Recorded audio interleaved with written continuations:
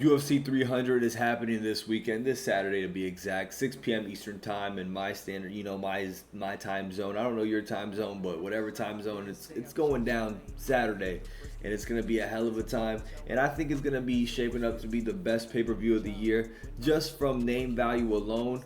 And maybe they top it with the Conor card. I don't know, but this is my opinion for now. And everybody was shitting on this card before, you know, saying Jamal Hill, Alex Pereira wasn't the main event that everybody needed or everybody wanted on this card. And I think that's utter bullshit. What else could you ask for, right? What you want, Khabib versus GSP? I don't think that's ever happening. So let's get right into the card and talk about it. I will be giving my picks and predictions on this card tomorrow. So if you like this content, hit the subscribe button, hit the like button on this video. Helps with the algorithms. Comment down below what you think. Let's get right into it, baby. And so let's just start about the early prelims. These are fights that are free to the public. Okay, you can watch this. They'll probably put this on YouTube. Easy money. And I'm talking about these are the premier, some of the premier fights are on the early prelims. And I think these fights could honestly have its own card. It could be its own fight night with just these early prelims alone. Like Jalen Turner versus Renato Moicano. You got Jessica Andrade versus Marina Rodriguez, Bobby Green, Jim Miller, Davison Figueiredo, and Cody Garbrandt. Like, my goodness gracious, great balls of fire. These are just straight bangers off the rip, and it's going to be interesting to see all these fights play out. This could be Jim Miller's last fight. You never know because he's been in the UFC for so long. Could be Cody Garbrandt's last fight because, I know he wants to compete for a belt. I know he doesn't want to be in there just getting rocked and socked and bopped by all these up-and-comers and all these contenders. And I think, honestly, it's a big night for a lot of fighters. I mean, Jalen Turner, Renato Moicano, that's a big fight for Moicano. If he wins that, he's in the top 10, and I think he's going to go for that, top 5 spot and try to call out somebody big. Jessica Andrade just trying to hold that spot at 4. It's just all interesting fights, man. And Bobby Green and Jim Miller is going to be a banger. Bobby Green doesn't let off of the gas, and Jim Miller is a hell of a fighter, man. And, it's just so interesting to see that we have this great of a card just put together. It's been a while since I've seen a card this stacked. And honestly, all these fights are going to be bangers. And that's just in the early prelims. I believe that some of these fights on the prelims could have been on the early prelims. But it's great to have those free fights on the early prelims. This literally could be its own fight night right here with Jalen Turner and Renato Moicano. I think obviously you main event with Davison Figueiredo and Cody Garbrandt, more than likely, just because of names. But that could be its own fight night, and that's crazy to me. You got Sodiq Yusuff versus Diego Lopez, which is a big fight for Diego Lopez. Holly Holm versus Kayla Harrison making her debut in the UFC. Calvin Cater. I like fucking up people's names. It's just my thing. And Aljamain Sterling, and this is him moving up to featherweight, so that's interesting alone. And then Yuri Prochazka, Alexander Rakic, which could easily be on the main card. I don't know why it's not.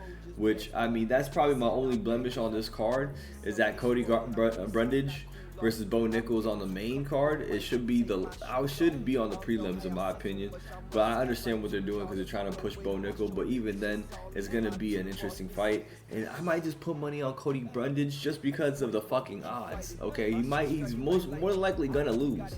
It's what he came here to do, but the odds are just so amazing. 1100, Jesus Christ, brother! They're saying you have no chance in hell to beat this man. But these prelims alone right here, this can be another fight night, main card. So it's just interesting, the card that they put together. I mean, obviously you still have the counter card that they're going to put together, and that they're going to stack that as well, especially for, what's that shit called? International Fight Week. So they're going to stack that card. And I just think the UFC right now, and TKO as a group, they got WWE now and UFC is peaking, and it's peaking at the right time with them being bought out by that company. So this is honestly gonna be a banger of a card. I'm gonna do my predictions on a separate video, which if you like this content, hit the subscribe button. We're gonna be dropping almost daily, something like that. But man, I just believe this card is so good, and obviously the main card on this, Alex Pereira, Jamal Hill, I believe it's a really good main event. I feel like a lot of people, are kind of hating on it. I don't know why, I believe it's a very interesting main event. It's going to be a fire-ass fight.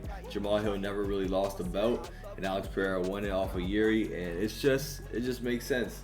And Leon Edwards versus Bilal being on this card, I'd rather have Zhang Weili versus Yan Xiaonan. That's just my opinion. That's just my opinion. Yeah, you can hate on women, you know, fighting and shit, but I be thinking they be going in, all right? They be going in, especially Zhang Weili.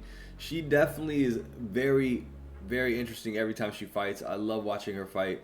And Yan Xiaonan, she's great too. So we're gonna see a fire-ass fight between them. And Justin Gaethje versus Max Holloway, I believe that should be the co-main event. But hey, I'm not the fucking UFC booker, so what can I say? I'm a fucking idiot. And Zhang Weili is the actual champion. You know, it is the BMF belt, but you know, clearly they don't see it as a real championship.